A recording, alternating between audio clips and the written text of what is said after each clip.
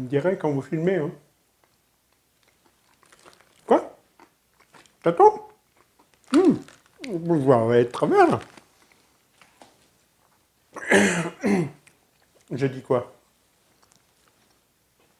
Et je dis quoi maintenant? Euh, Bonjour, chers amis de la PPPDT de la potagère, pas paresseuse du tout, parce que je parle toujours de l'hôte, hein, l'hôte, mais c'est elle qui bosse, hein. Vous me reconnaissez, je suis le speaker qui speak, hein. Alors, il speak trop peut-être, mais... Hein, quoi? je, je suis pas... Ah non, oui, oui, oui, oui, je suis le médiateur. Ouais, je me suis confusionné. Je suis le médiateur et je dois donc médiater. Alors, je suis légèrement... j'ai trop le trac, il m'a dit Didier. Lui, il cause, il cause, il cause. Et moi, dès qu'il y a le truc là, j'ai un peu trop de trac. Alors, il allait dire qu'il fallait que je me détraque.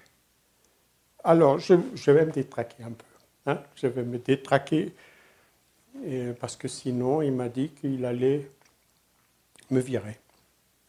Et moi, les virages, j'aime pas les virages parce que je regarde droit, hein. Je regarde droit dans mes bottes, hein. Voilà. Je ne sais pas ce qu'il a aujourd'hui, il est frappé d'énervation, il est totalement furieux. Il fait le montage, mais il a un ordinateur de merde. Alors ça s'est bloqué, tout s'est décalé, il a travaillé tout l'après-midi à recaler tout ça. Mais ce n'est pas de ma faute, c'est pas moi qui suis décalé.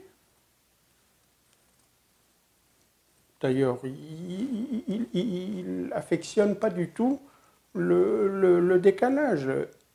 Il me donne des coups de pied. Alors, je dois dire deux choses. Oui, première. Puis la deuxième. Je vais commencer par la première. Pour l'expédition de livres dédicacés, je dois vous avouer qu'il a essayé un arnaquage. Il a essayé un arnaquage caractéristique. Parce que, en fait, l'expédition coûte moins cher et vous lui envoyez des chèques avec plus cher. Et l'argent, il l'a mis dans son pocket, hein. En France, l'expédition ne coûte que 7,76 €. Voilà. Et pour l'étranger, c'est encore moins cher. Oui, c'est comme ça. C'est la Poste. Elle a un truc génial. Les étrangers, bon, je crois que les étrangers, ils sont beaucoup pauvres, non? C'est pour ça qu'ils immigrationnent chez nous. Donc pour l'étranger, il y a des tarifs spéciaux pour les livres. D'ailleurs, même la dame de la Poste, et elle ne savait pas. Donc, Dide a été râlée. Heureusement, elle est très sympa, la dame. Elle lui a dit oui, oui, oui. En l'Union européenne, c'est 3,66 €. Et même la Suisse. Même la Suisse, 3,68 €. Dans les Suisses, je ne comprends pas. Ils ont du pognon, les Suisses. Et ailleurs, dans le monde, tout le reste du monde, oui, parce que la Poste, c'est simple, il y a l'Union européenne, et tout le reste, c'est le reste du monde. Et la Suisse est dans l'Union européenne. Elle n'y est pas, mais c'est la même tarification. Et donc, ailleurs, c'est 6,25 €. Voilà. Et donc, il ne vous a pas dit ça, heureusement, je suis là. Aïe, il me donne encore des coups de pied. Pénible. Je vais changer de travaillage. Donc voilà la correction. Et puis actuellement, les cartons sont vides. Il n'y a plus le carton. Enfin, les cartons si, mais pas les livres dedans. Et le livrage, on ne sait pas quand c'est que c'est le livrage du livre. On nous avait dit c'est vendredi, et puis le livrage, il n'est pas venu le vendredi. Donc, on attend. Enfin, vous attendez. Parce que nous, on a le livre. Évidemment, c'est servi d'abord. Hein. C'est la charité très bien ordonnée qui commence par se foutre dans son propre pocket d'abord. Et puis, pour ceux qui ont téléspectaté la vidéo sur les guêpes polies, ça y est, je vais être viré, je casse le matériel. Donc, pour les guêpes polies, hein, pas les guêpes polies, ah, les guêpes polistes, ça veut rien dire poliste, on est poli ou pas poliste. Donc, enfin, il y a apparemment, c'est pas net ce qu'il a dit, et donc, en fait, il s'est trompé, mais il ne peut pas le dire, hein, franchement. Donc, quand elles mangent la viande, c'est pas, elles ne sont pas carnivores, les adultes. Ils mangent la viande pour la donner aux larves. Parce que les larves, il faut qu'elles aient une bonne croissance. Donc elles ont besoin de carnivorer. Beaucoup. Les adultes, eux, ils jouent les touristes, ils sirotent des sirops. Et ils butinent apparemment, d'après le livre, là, s'il avait bien lu, mais je ne sais pas si c'est vraiment lire, il butine les fleurs, le nectar. Donc voilà, c'était marqué, mais il ne l'a pas lu. Page 296, les guêpes sociales butinent les fleurs à l'état adulte. Elles préfèrent les ombellifères, notamment le fenouil, très apprécié des pelistes en été, quand les ressources en nectar sont rares, mais aussi ronces. C'est quoi ça, les ressources en nectar sont rares, mais aussi ronces?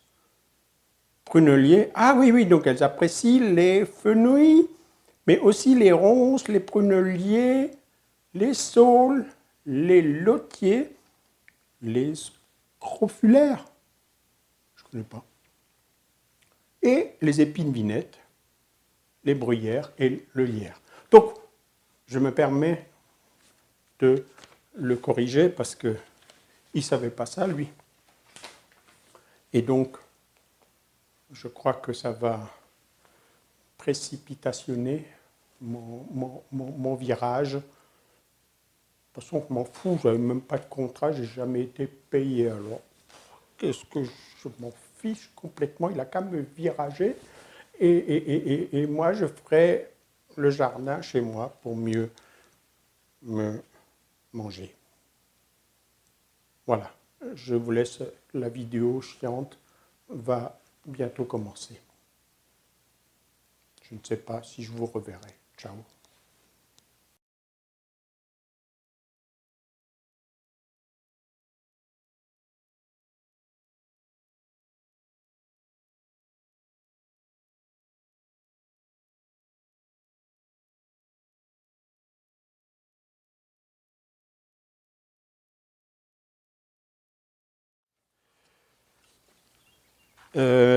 Mercredi 24 juin, je crois. Donc, petit coup d'œil. sur le début des récoltes dans la serre. On a eu une période relativement humide, relativement fraîche, hein, jusqu'il y a 2 jours. Hier déjà, cela cognait, hein, donc cognait. On a atteint, on a frisé la trentaine de degrés hier après-midi. Et aujourd'hui, c'est parti pour battre ce record. Alors il est temps pour moi de terminer un ou deux petits trucs dans la serre, parce que d'ici 1 heure, il fera trop chaud et je ne pourrai plus supporter la chaleur. Alors la récolte a commencé, hein. Donc pour ceux qui étaient inquiets que à force de ne rien faire, j'allais mourir de faim et tout ça. Je les comprends, hein. Il y a des gens qui, pendant 40 ans, se sont fait chier, mais alors chier comme c'est pas possible, quoi. Le jardin, ça a été la corvée, j'aligne, je bine et il pleut, je rebine, je mets tel fertilisant, j'ai des pucerons, je vais à la jardinerie, j'achète le pit-fit, où je me fais arnaquer, 17,99, etc. Et je recommence. Et puis maintenant, il y a cette ahurie qui vient, qui m'explique que finalement, si je suis un peu moins pressé, en faisant pas grand-chose, j'obtiens des récoltes tout à fait impressionnantes. Alors ces gens-là pètent un câble, quoi. Ils deviennent fous. Alors ils dénigrent, ils dénigrent, ils dénigrent. Ben non, c'est pas vrai. Mais non, c'est pas ça. Mais non, il va crever de faim, etc.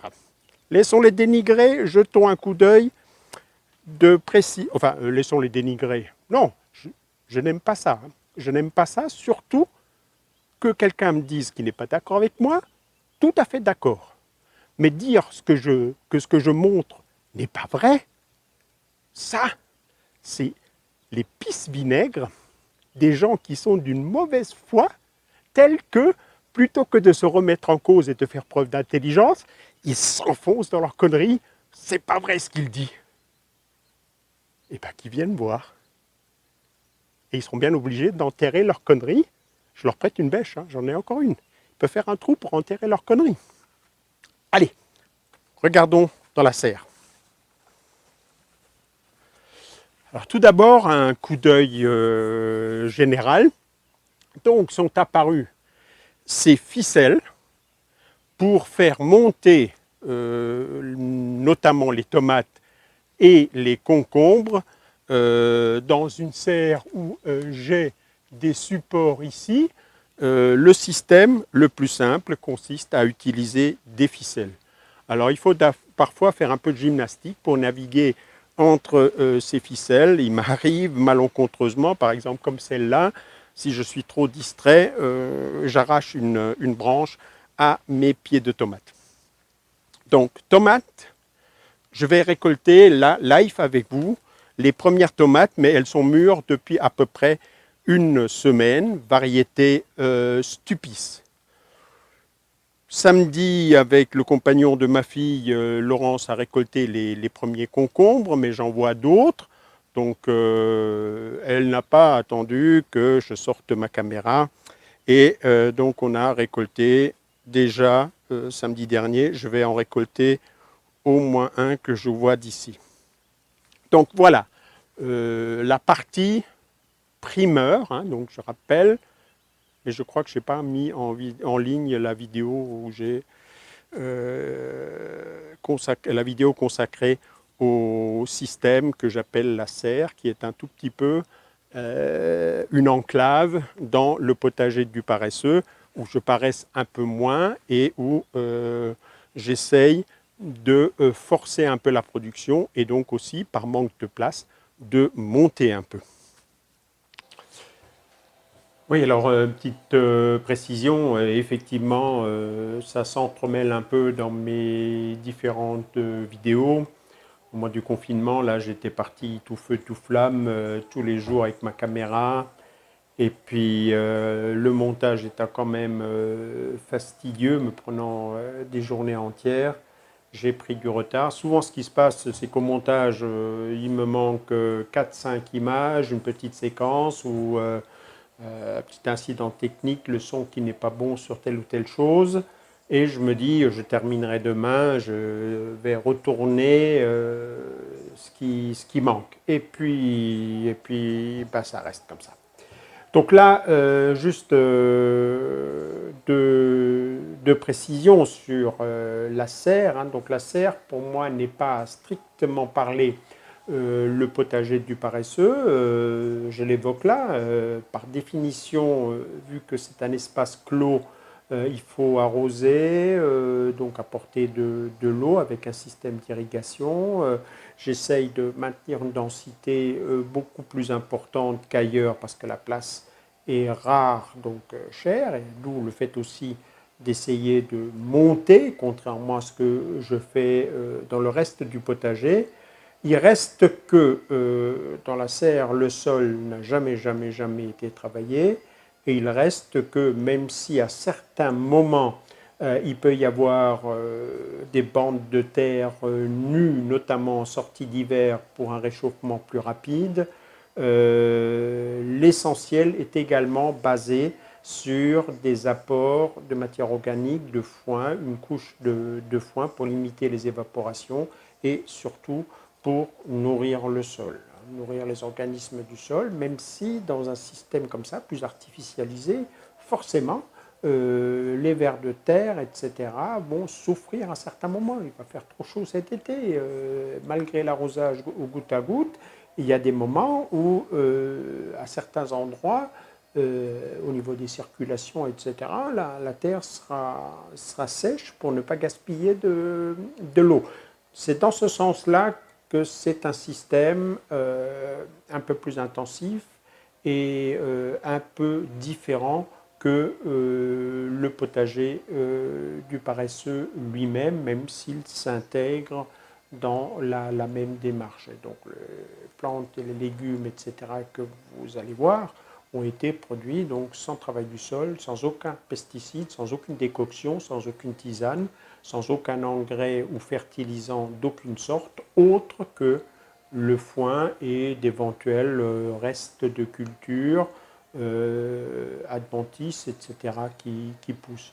Donc les grands principes du potager du paresseux s'y retrouvent. Le gros bémol, c'est que c'est plus intensif et donc qu'il y a une gestion de l'eau, donc de l'irrigation. Et en début de saison, une gestion des températures, hein, ouverture, régulation des portes. Là, maintenant, c'est ouvert en permanence. La porte arrière, comme vous le voyez sur ces images, ayant été enlevée d'ailleurs pour créer un courant d'air. Celles de devant sont ouvertes, c'est juste de la flemme si elles n'ont pas été déjà rangées.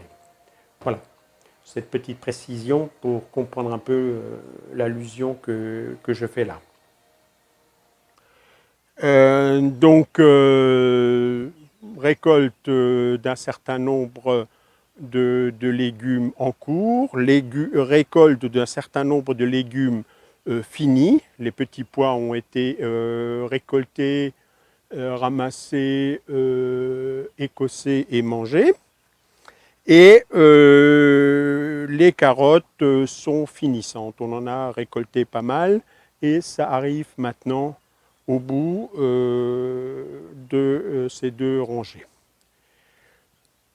Parallèlement à la production de légumes, vous avez toute une collection de plantes qui sont montées en graines.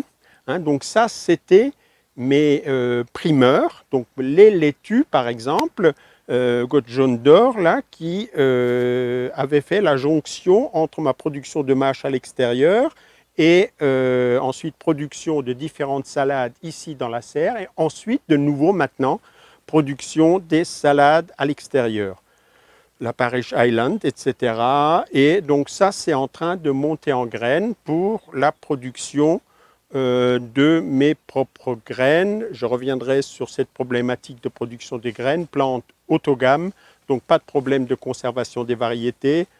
Chicorée, plante allogame, problème, mais on peut s'en sortir. Persil, monté en graines, et donc lui aussi allogame, et donc il faut faire attention à ne pas avoir trop de croisements. Il y a encore un ou deux points tout à fait intéressant, mais je vais recadrer ça. Alors, premier point intéressant, une question qu'on me pose souvent. Mes tomates roulent les feuilles. Alors, je ferai quelques gros plans. Vous verrez là-dedans des tomates qui roulent leurs feuilles, comme par exemple celui-là, et des tomates qui ne roulent pas leurs feuilles, comme il y en a là-bas, vers le fond. Et il est extrêmement difficile de répondre à la question pourquoi mes tomates roulent les feuilles, parce qu'il y a 36 bonnes raisons.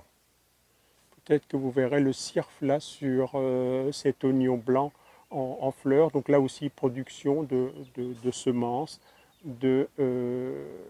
d'oignons blancs.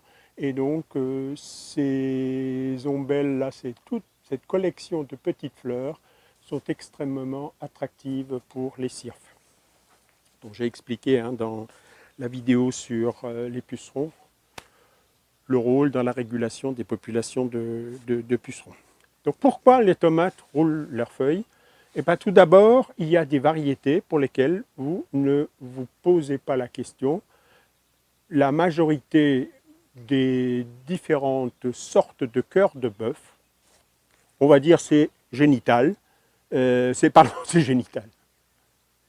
Pardonnez-moi ce lapsus, c'est génétique. Je voulais dire c'est congénital, voilà comment est né ce lapsus.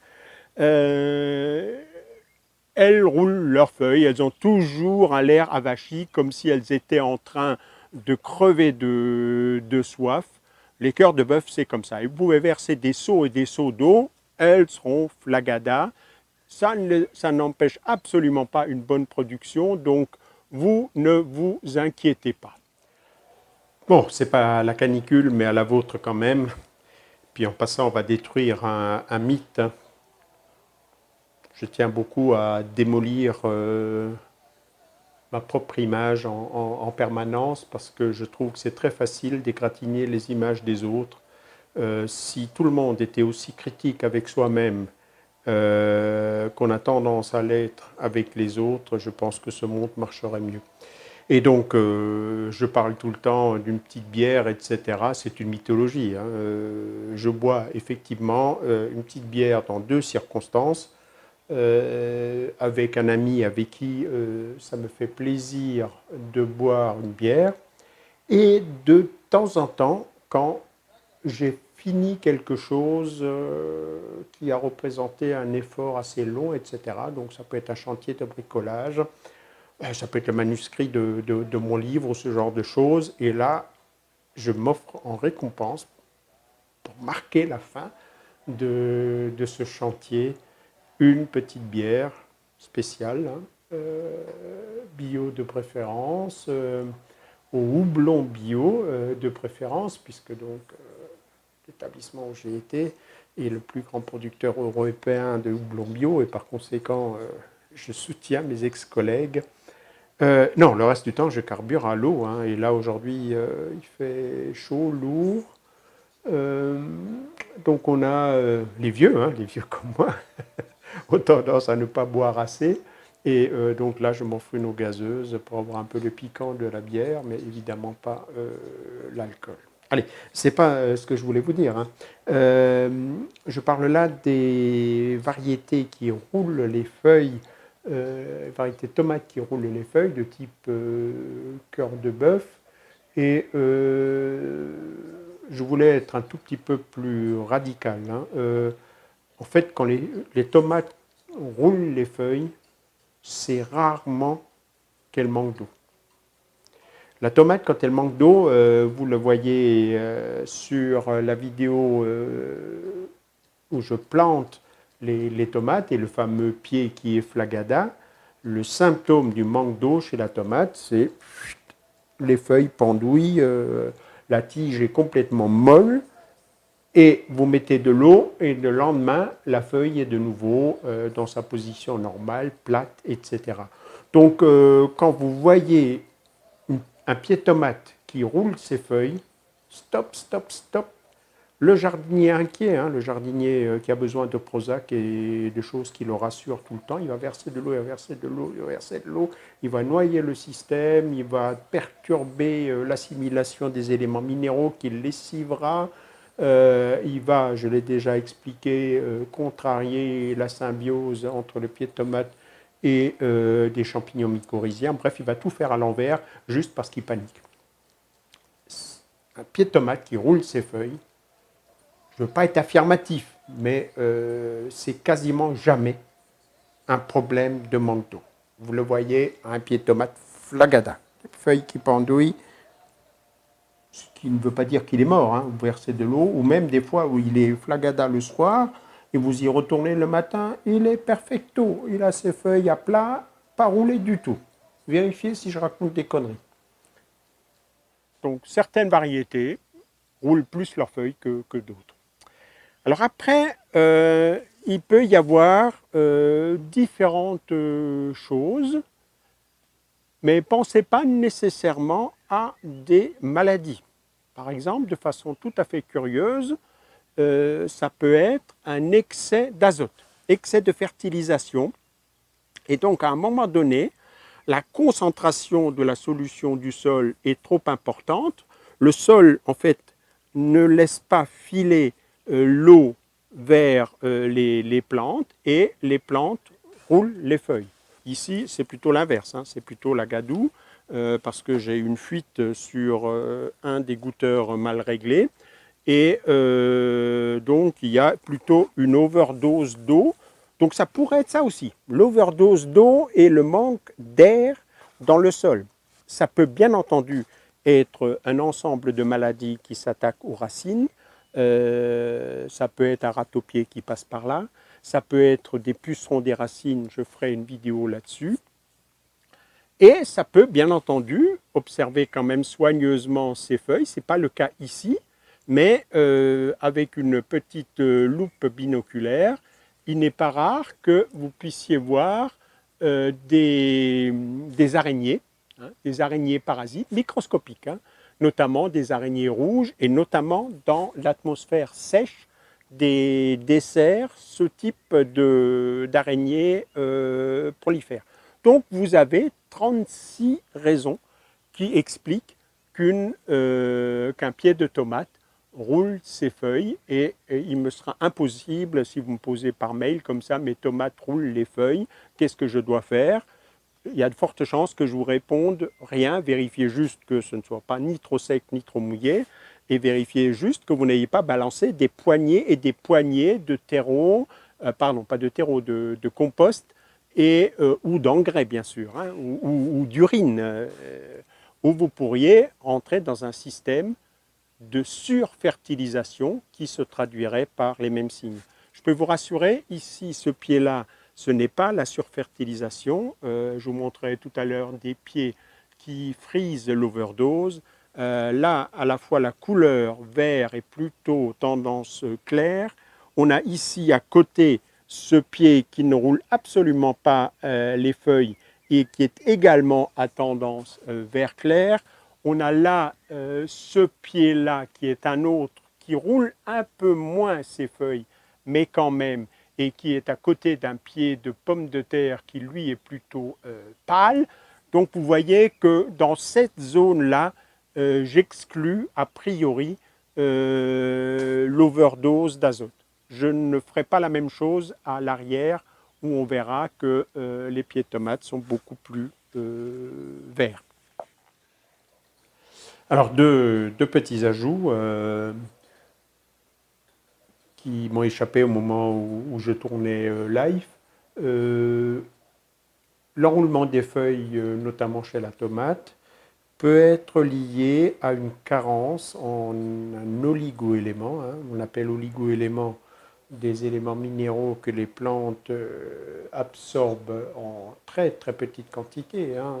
Ça peut être un ordre de grandeur d'1 kilo par hectare et parfois beaucoup moins, mais qui sont néanmoins indispensables pour certains à des mécanismes extrêmement précis. Ils interviennent sur une ou deux choses dans le fonctionnement de la cellule, et donc l'absence de ces quelques milligrammes de cet élément peut perturber la croissance de la plante de la même façon que nous on peut manger des pommes de terre, des frites, des saucisses, de tout ce que vous voulez, et s'il nous manque telle ou telle vitamine, on aura des carences.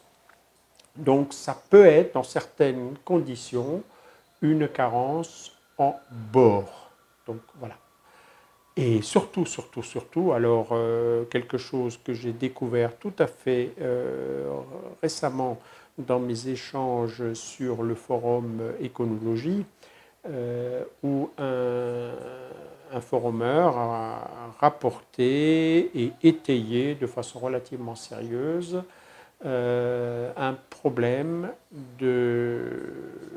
d'enroulement de feuilles et de rétrécissement, enfin de mauvaise croissance des feuilles de pommes de terre, mais ça peut se produire exactement de la même façon sur la tomate, et qui est lié à l'utilisation d'herbicides de certaines familles. Alors de façon tout à fait étrange, on ne trouve quasiment rien sur le net en français, alors que c'est très très bien documenté quand on fait des recherches sur le réseau internet allemand ou anglophone.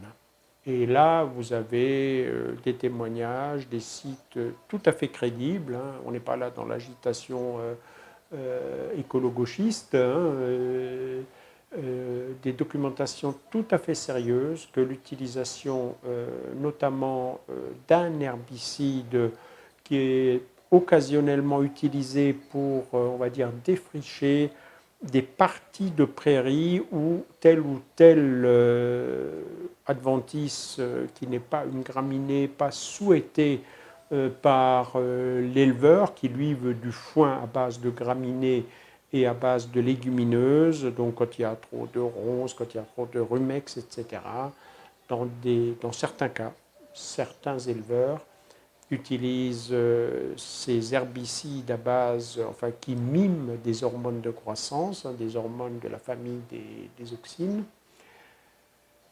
Ou alors c'est utilisé sur des céréales et les résidus sont sur les pailles de ces céréales. Et il se trouve, alors une des molécules souvent citées, alors je me la suis écrite parce que de temps en temps ma mémoire déraille, et l'aminopyralide, mais on trouve aussi des références sur un vieil herbicide hein, qui est le 2,4-D, dont je pensais d'ailleurs qu'il était interdit, et je constate qu'il est toujours autorisé en usage professionnel. Et donc, alors, chose tout à fait stupéfiante, hein, donc vous pouvez être frappé par des dérives de ces produits lorsqu'il est appliqué à proximité de votre jardin et qu'il y a du vent, mais de façon beaucoup plus stupéfiante encore, après compostage, l'utilisation de ces pailles ou de fumier issus de foin qui avait été ainsi traité peut avoir un effet herbicide sur certains légumes particulièrement sensibles, tels que ceux que je viens de mentionner, notamment toute la famille des solanés, hein, donc tomates hypersensibles, pommes de terre hypersensibles, aubergines, poivrons assez sensibles, et donc on peut contaminer son sol par l'importation de matières organiques, compostées ou non. Mais sachez que le compostage n'est pas du tout un assainissement pour certaines de ces molécules qui sont particulièrement stables. Alors, dans la littérature, on trouve des durées de demi-vie d'une demi-douzaine d'années. Ça veut dire qu'au bout de 6-7 ans, seulement la moitié de ces molécules se sont décomposés. Voilà, alors je mets quelques photos là que pour une fois je vole sur Internet. J'espère qu'on ne va pas me poursuivre pour ça.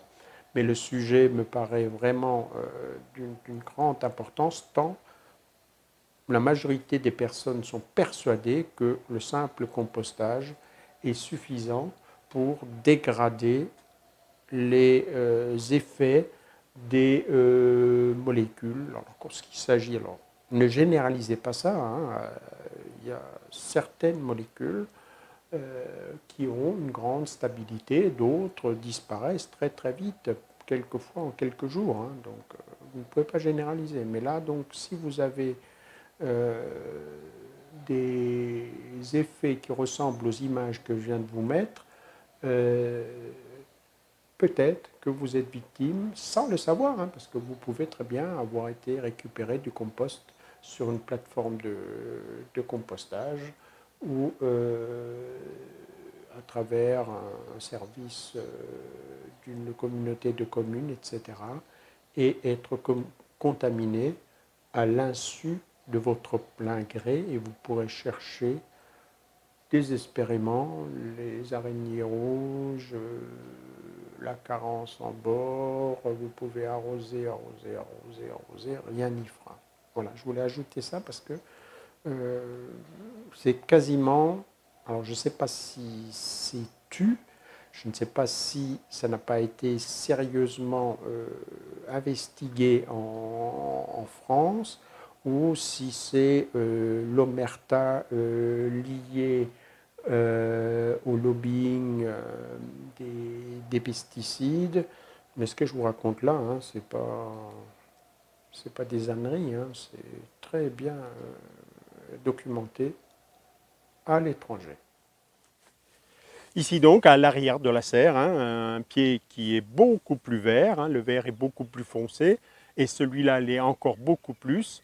Donc là, il y a une fertilisation azotée beaucoup plus soutenue, à la limite, à mon sens, de l'excès, hein. Je n'aime pas que mes plantes soient autant dopées à l'azote que celle-là, parce que même lorsque l'azote est d'origine naturelle,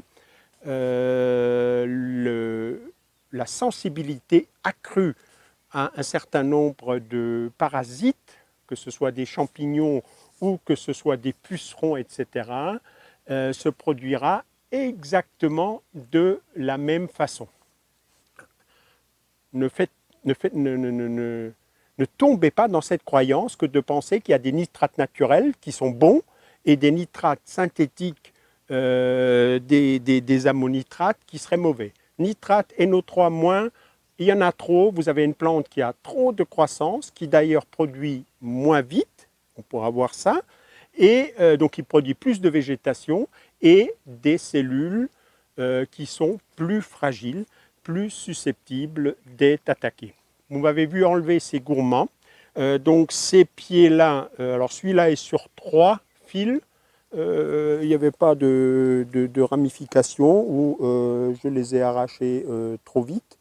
En général, je monte sur 4-5 fils, donc je garde les 4-5 branches principales.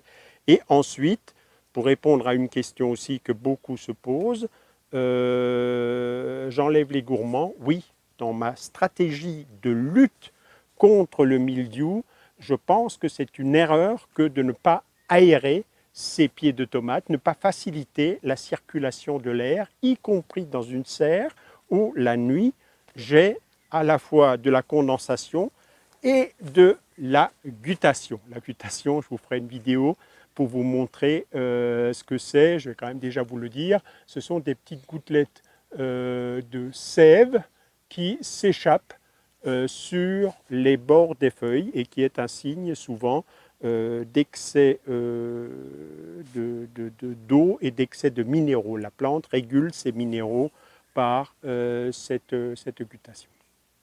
Voilà, donc monter sur 3 fils, ces ficelles sont attachées en haut, et donc c'est très très simple, hein. Une fois que c'est parti, Voilà, alors je vais peut-être prendre l'autre, je ne suis pas sûr que là, ma caméra, enfin mon appareil photo chope ça de façon nette. On va le faire ici. Là, je suis à peu près sûr que je suis dans le cœur de l'image. Donc voilà, chaque fois que je passe par là, en fait, j'entoure, je tourne toujours dans le même seuil, dans le même sens.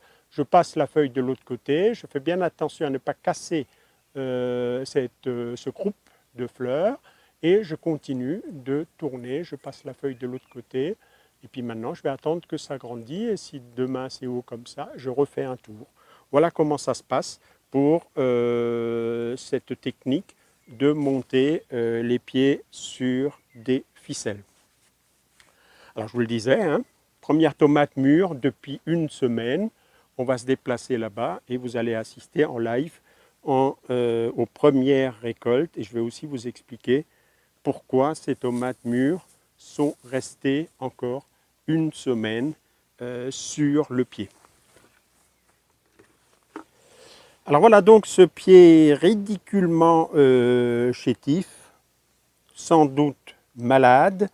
Je n'ai pas encore voulu l'arracher pour approfondir le diagnostic puisque sa maladie l'a poussé à accélérer la fructification. Retenez ce principe de base, une plante que vous nourrissez très très bien, que éventuellement vous topez un peu trop à l'azote comme on vient de le voir, va retarder sa floraison et sa fructification. Donc c'est très intéressant pour les plantes dont vous consommez les parties vertes, les choux, les laitues, les épinards, etc.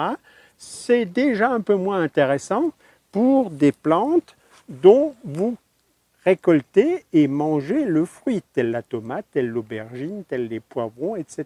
Puisque là, le fait qu'elle continue de croître et de faire de la biomasse feuille-tige, en retardant la floraison, peut, sur des primeurs, vous enquiquiner. Donc, soyez un tout petit peu mesuré. La preuve vivante, ce pied-là, donc malade, dont je ne sais pas la maladie à l'instant où je vous parle, est celui qui a produit les premiers fruits que je récolte donc. Là, 4 tomates. Non, celle-là, elle est encore un peu orange, je vais la laisser. Alors, et du coup, je vais aussi répondre à votre question, pourquoi je ne me précipite jamais sur les premières tomates. Alors, je vais vous faire d'abord une réponse d'andouille. Hein. C'est parce que je suis une personne particulièrement équilibrée, particulièrement maître de ses instincts. Je ne suis quand même pas comme un sauvage à me jeter sur la première tomate que je vois orange.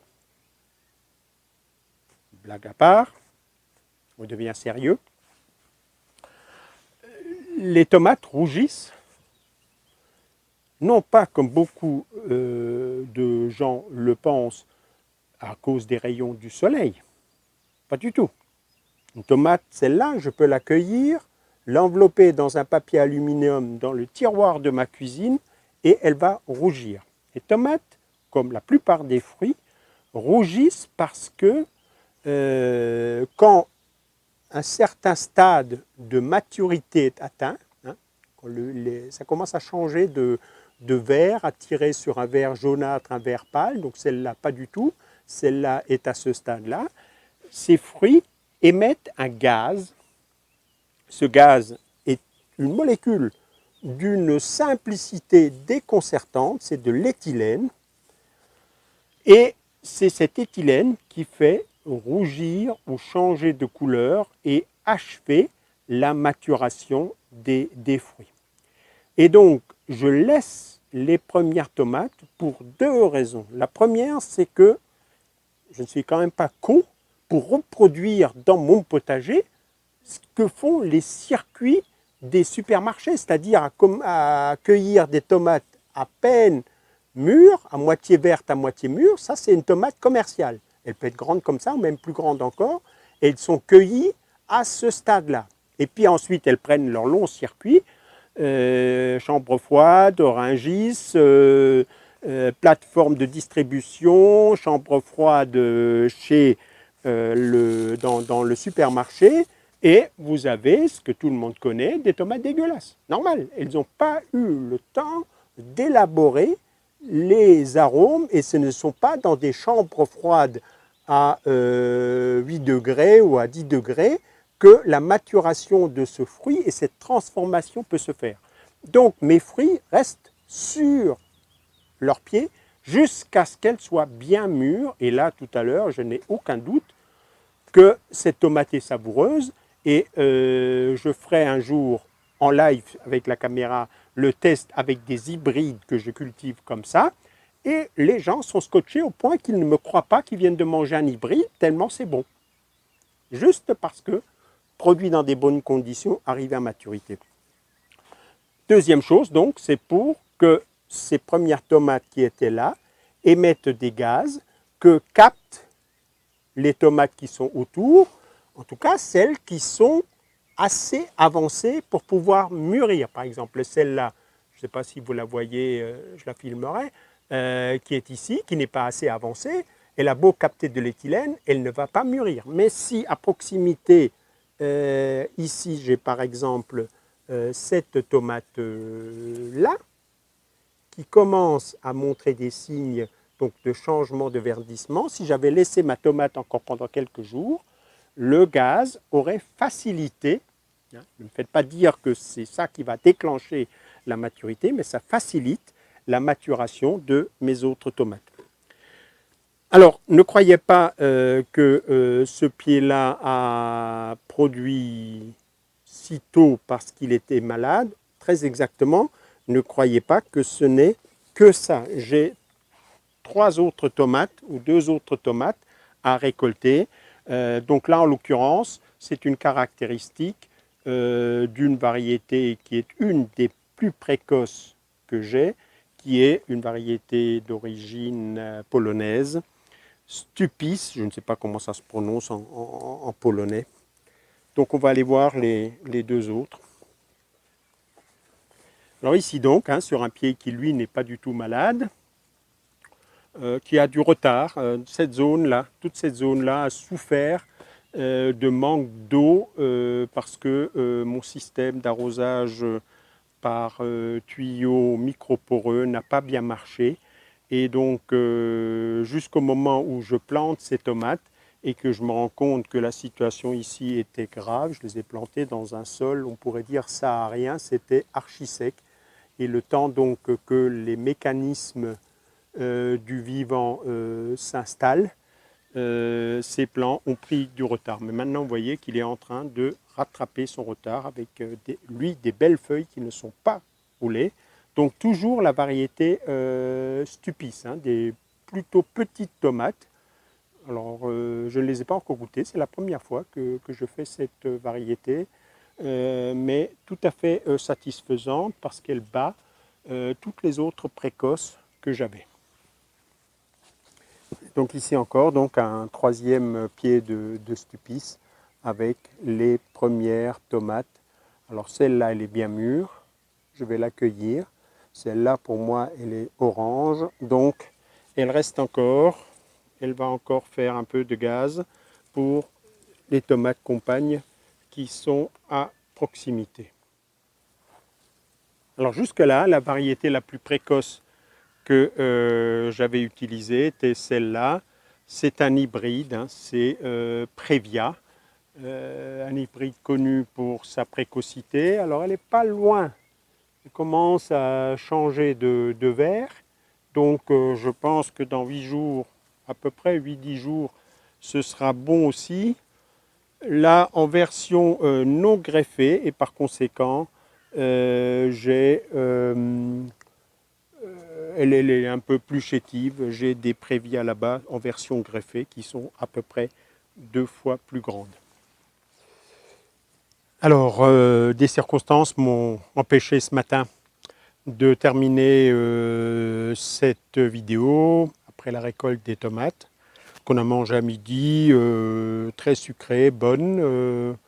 Aromatiquement, Stupis n'est pas une bombe, mais ce n'est pas surprenant, hein. C'est une vieille règle de la sélection que quand on avance sur tel et tel caractère, ben, souvent on recule sur tel et tel autre. Donc là, la précocité a été sélectionnée, on va dire, à l'extrême, peut-être au détriment des développements aromatiques. C'est peut-être aussi que la croissance précoce se fait sur une période où les températures ne sont pas encore très élevées et par conséquent les arômes ne se sont pas autant développés. On verra par la suite ce que donnent les autres Stupis qu'on va récolter. Ici, un des fameux pieds, donc ça doit être à vue d'œil Grégory Altaï, greffé. Hein. Donc voilà la taille qu'atteignent ces pieds greffés avec des premières tomates. Ici, je ne sais pas si ça se verra, tout à fait impressionnantes et qui commencent légèrement à changer de couleur. Là, c'est une Prévia, donc la fameuse hybride greffée. Donc là, on voit une nette différence, même si je ferai une vidéo là-dessus, on débattra de cette histoire de greffé ou pas. Ici, a priori, ben justement, ça devrait être une Stupis, si je retrouve l'étiquette, greffée. Où est passée l'étiquette? Bon, ben, je vous mettrai ça dans un petit insert si je retrouve l'étiquette. Ah oui, elle est là. Ah non, c'est une Mountain Magic greffée. Voilà, alors, ma femme m'a des invités ce soir, donc je voulais, ce matin, je vous ai parlé du concombre. Donc voilà ces pieds de concombre, eux aussi hein, montés sur des fils. Donc celui-là a 4 branches. Et le concombre le plus gros, ah ben non, elle en a oublié un, donc elle en a pris un autre. Voilà, donc je récolte live devant vous. Alors c'est pas le premier, hein, puisqu'on en a déjà récolté. C'est le 3e concombre. D'une façon générale, ces concombres ont atteint une taille tout à fait respectable, hein, notamment ces 2 pieds-là. Celui-là est en retard, mais présente des feuilles tout à fait normales. Donc je pense tout simplement, comme je vous l'ai expliqué, là au bout de la serre, il y avait par endroits des poches de sécheresse qui n'ont pas permis aux plantes de se développer comme il aurait fallu. Et alors, il y a là-bas un pied de concombre qui roule ses feuilles et je vais déplacer ma caméra pour essayer de faire en sorte que ça se voit et on va en dire 2 mots. Voilà, donc toujours un peu difficile, comme je vous l'ai dit, de s'installer sans accrocher des ficelles. Voilà donc ce pied de concombre avec des feuilles roulées, contrairement à tous les autres pieds. Et donc là, il y a sérieusement un problème. Le plus probable, je vais vous le dire dans un instant, mais on va d'abord vérifier une des causes possibles de feuilles qui se roulent. On l'a vu pour les tomates, j'en ai parlé pour les tomates, et la présence possible d'araignées, et notamment d'araignées rouges. C'est assez fréquent dans l'atmosphère très très sèche des serres qui leur convient particulièrement. J'ai enlevé la feuille, il n'y a là rien. Les araignées rouges, c'est des tout petits points rouge orangé, et puis souvent on voit une espèce de toile, de minuscule, hein, très très fine toile d'araignée. Donc on peut écarter cette hypothèse, ce n'est pas des araignées rouges, ce ne sont pas, parce que ça peut aussi être des pucerons. On a vu à propos des tomates que ça pourrait être et éventuellement, dans certaines circonstances, des carences, hein, ou un excès de fertilisation, ou des carences. Non, là, en fait, je soupçonne très très fortement une virose, hein, donc un virus qui s'attaque aux cucurbitacées. Cucurbitacées sont, de ce point de vue-là, assez fragiles. Et on recense, hein, dans la littérature tout un ensemble de virus qui commencent en général par VM, virus de la mosaïque, du tabac, VMT, VMC, virus de la mosaïque des cucurbitacées, etc. Et dans chacun de ces groupes, il y en a des quantités invraisemblables. Aucune fructification. Donc ce plant est en souffrance, ses fleurs avortent, hein, donc il y a des fleurs. Là, il y a peut-être encore une chance de fécondation, mais ce n'est pas sûr. Et alors, ce qu'il faut savoir sur ces viroses, certaines, dans des cas rares, heureusement, se transmettent par les graines. Elles se transmettent beaucoup plus souvent par les insectes piqueurs, hein. Donc, il y a un risque sérieux qu'un puceron vienne goûter ce concombre, le pique, ne le trouve pas à son goût, aille sur le concombre suivant et lui inocule cette maladie. Et le pire du pire, c'est qu'on connaît pour chacun de ces virus des plantes hôtes dans la flore spontanée. Et un peu comme pour le Covid, il existe des plantes de la flore spontanée qui peuvent héberger ce virus sans véritablement manifester de symptômes et donc qui sont de véritables réservoirs de ces virus. Aucun traitement possible, hein, aucun traitement connu. Vous pouvez mettre toutes les poudres de perlimpinpin, toutes les décoctions que vous voulez. Vous n'allez pas guérir ces pieds de virus, des virus. Et par conséquent, ce pied-là, devant vous, je vais l'arracher. Et je vais le foutre là-bas dans ma haie. Je vais quand même éviter de le laisser traîner en surface. Donc là, je vais le foutre là-bas dans la haie. Il va très vite se dessécher et par conséquent, il n'intéressera plus les insectes piqueurs. Déjà ce soir, il sera grillé et mort de sa belle mort. Et peut-être que ça m'évitera une contagion aux autres pieds qui, eux, commencent à produire très bien. Donc voilà pour les feuilles roulées et notamment ces viroses sur les cucurbitacées.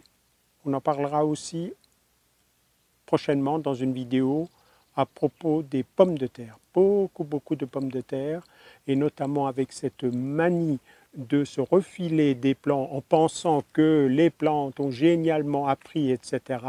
On est en train d'assister à une transmission très rapide de ces viroses et des dégénérescences rapides de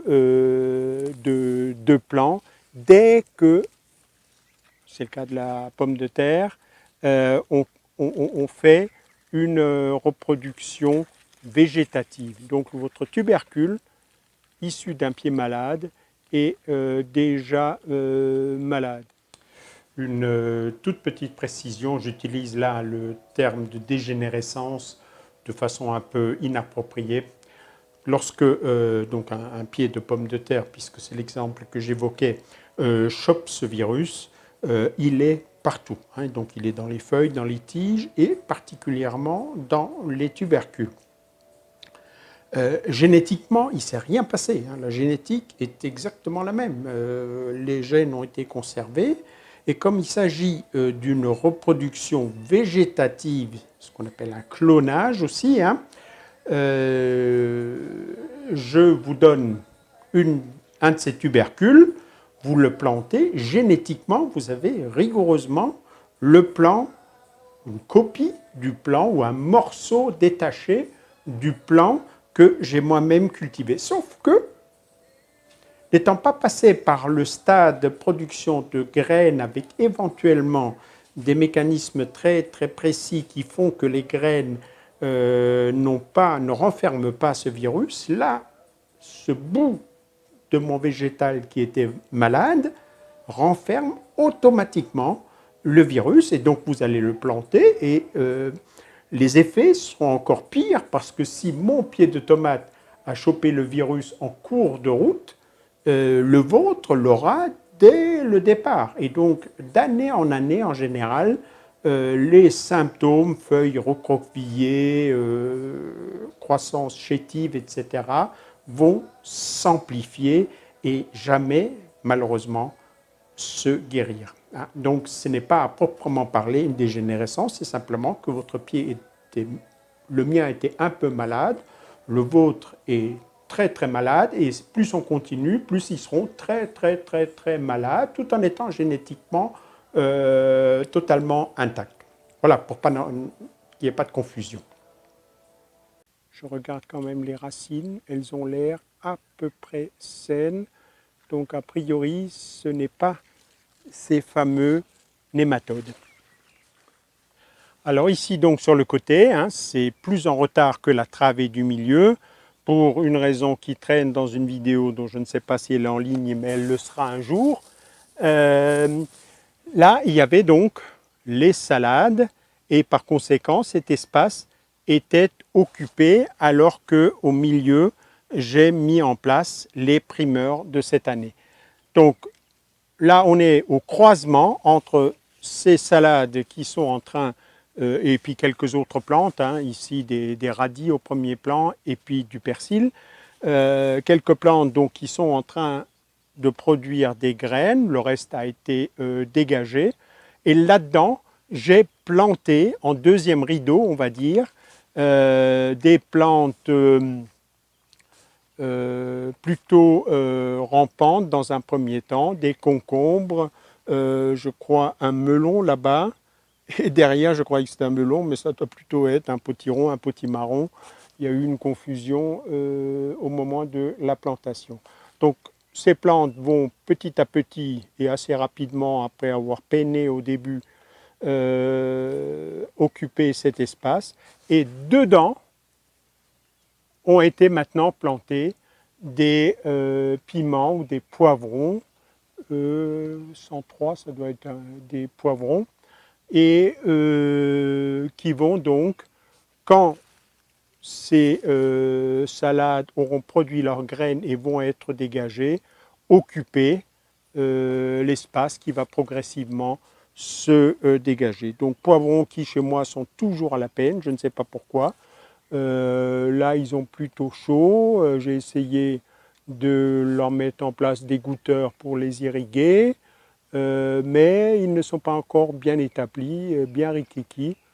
Donc, je compte sur le mois de juillet ou d'août. À un moment donné, ça va très très vite. Donc, des courgettes qui n'avaient pas d'allure il y a 15 jours sont en train de produire. Donc, c'est une des malices, on va dire, du potager du paresseux, c'est que les choses traînent, désespèrent les mauvais jardiniers, ceux qui sont pressés, qui dépriment, qui très vite arrachent tout, repassent le motoculteur, remettent des engrais pour retrouver leur bon vieux réflexe et produire la bonne vieille merde.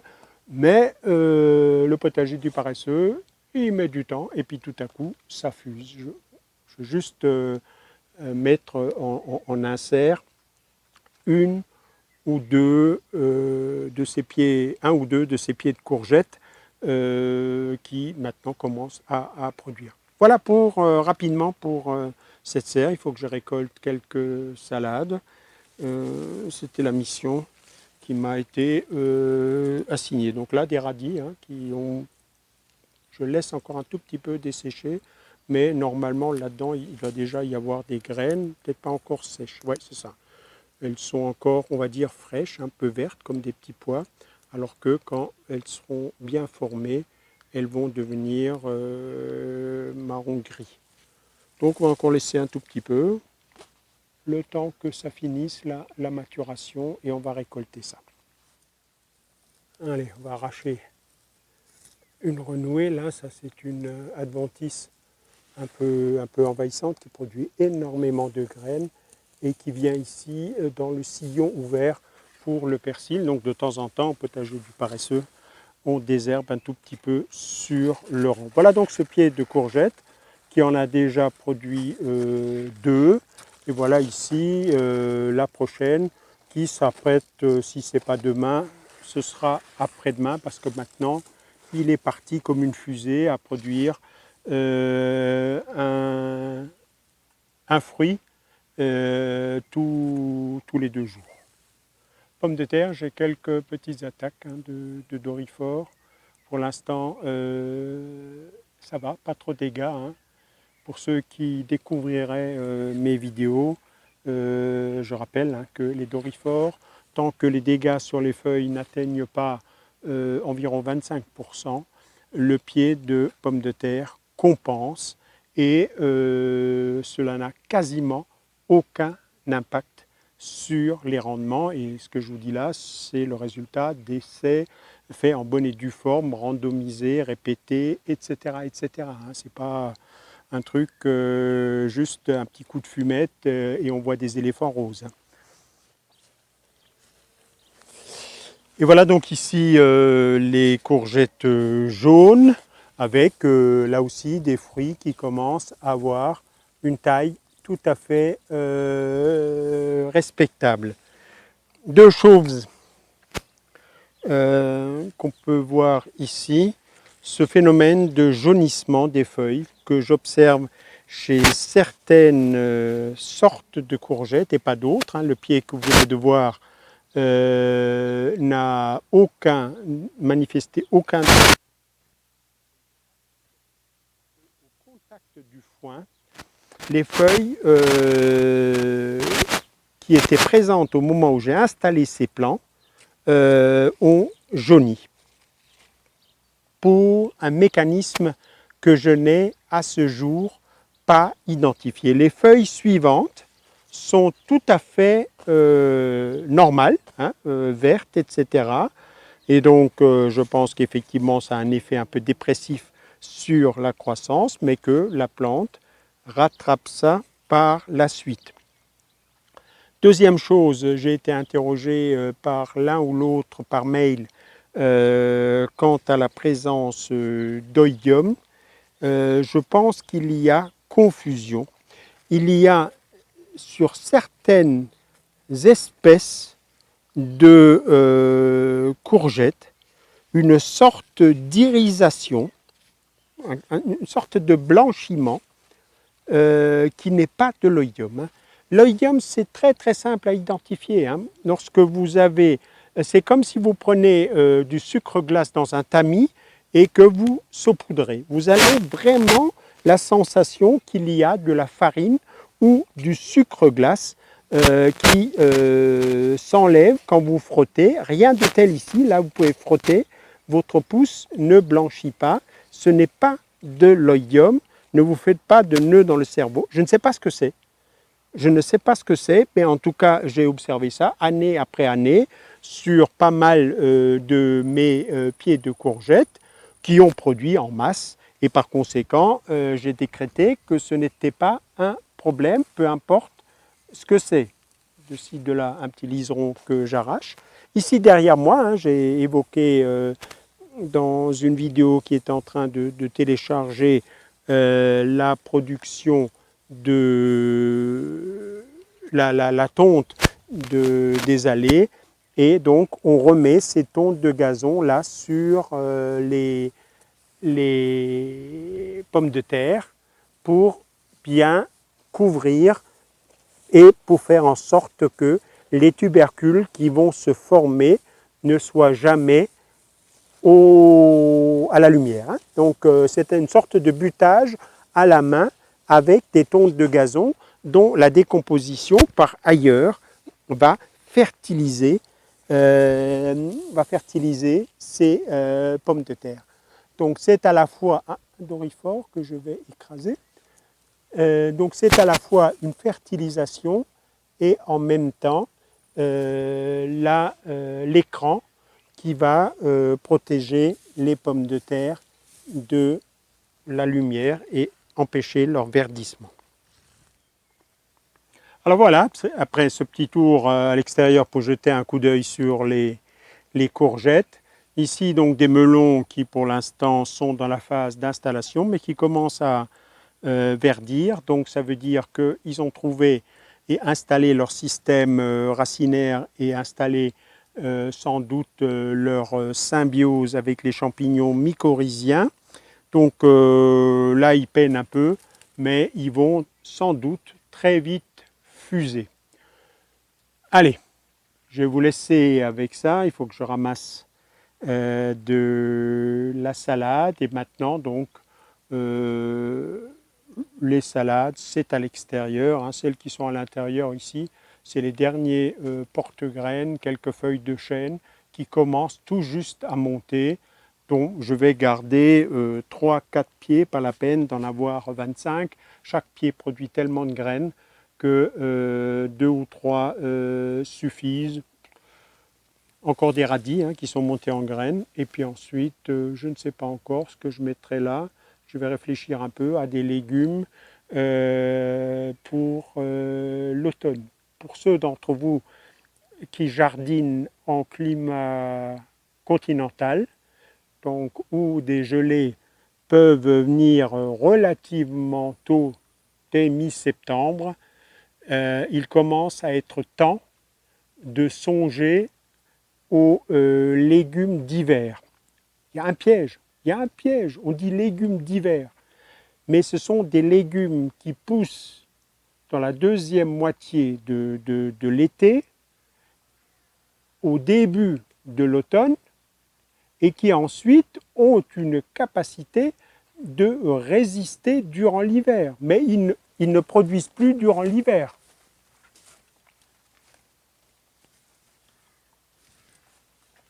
Désolé, petit moment de panique, je croyais que l'autre boîtier s'était arrêté et que je causais dans le vide.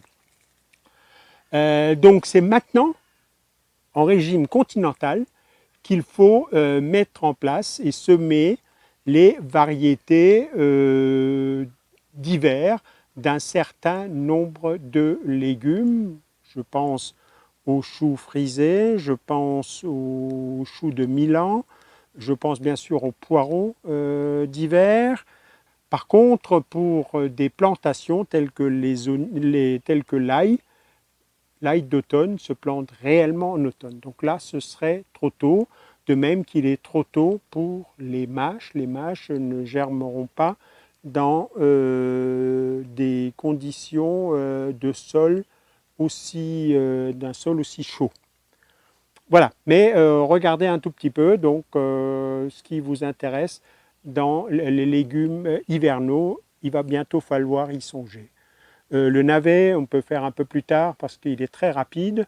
Donc le navet, vous avez encore du temps. Mais je pense en particulier, chou de Bruxelles, là on atteint vraiment les deadlines, comme disent les Anglais, donc les dates limites.